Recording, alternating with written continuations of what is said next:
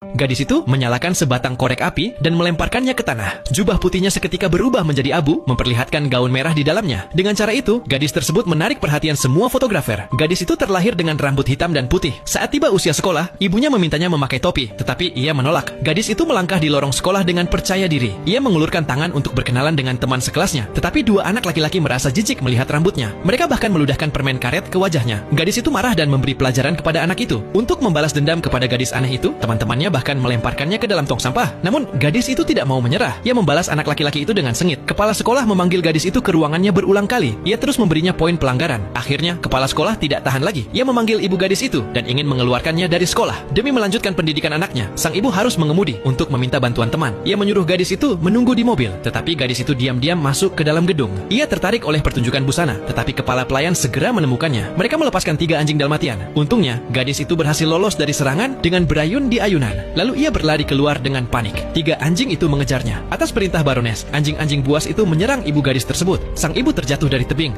Gadis itu menyaksikan kejadian itu dan meneteskan air mata kesedihan. Ketika gadis itu tumbuh dewasa, ia menjadi seorang perancang busana dan belum melupakan dendamnya. Sasarannya adalah Barones. Pada sebuah pesta busana, gadis itu memarkir truk sampah di luar. Saat penutup truk dibuka, tumpukan pakaian kotor tumpah keluar. Gadis itu tersenyum sambil berdiri dari tumpukan sampah. Lalu ia naik ke atas truk sampah. Saat truk itu melaju, semua orang menyadari bahwa tumpukan sampah itu adalah gaun sepanjang 10 meter. Gadis itu berdiri di atas truk dan tertawa keras.